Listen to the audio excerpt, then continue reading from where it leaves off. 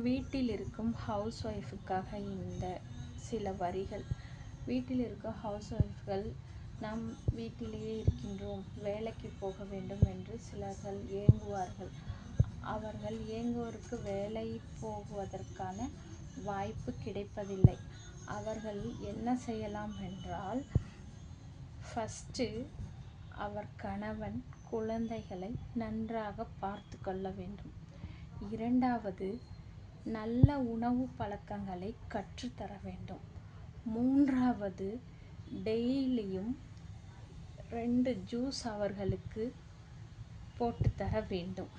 நான்காவது, நல்ல உணவு என்றால் இப்பொழுது எல்லா உணவுகளிலும் உரம், ரசாயம், கலவை எல்லாம் இருப்பதனால் நாம் உண்ணும் உணவிலேயே கலப்பிடம் அதிகமாக உள்ளது. அதனால் நாம் உண்ணும் உணவை பார்த்து பதமாக அவர்களுக்கு சமைத்து கொடுக்க வேண்டும்.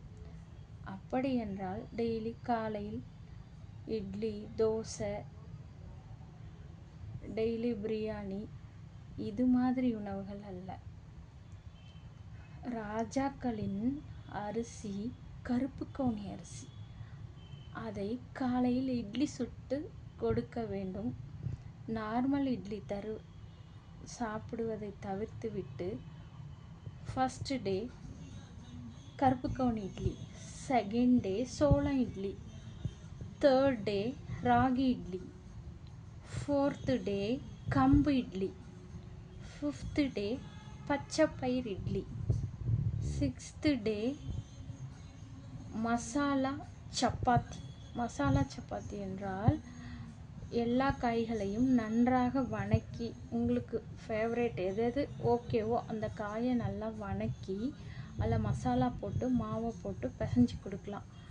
ஆஃப்டர்நூன் பார்த்திங்கன்னா குதிரைவால், மில்லட், உங்களுக்கு டெய்லியும் உடனே எடுத்துக்க முடியாது.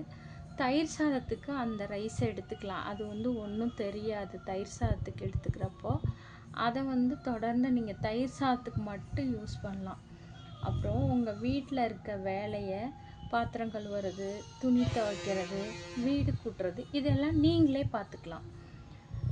வீட்டை டெய்லி அப்பப்போ க்ளீன் பண்ணி நீட்டாக வச்சுக்கணும். நம்ம வீடை எப்பொழுதுமே நீட்டாக வச்சுருந்தா வீட்டில் இருக்க எல்லாத்துக்குமே பிடிக்கும்.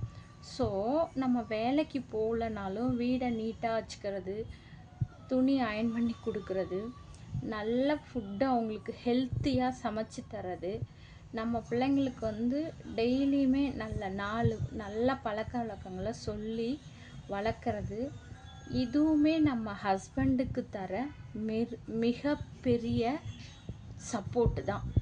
ஓகே, பாய்.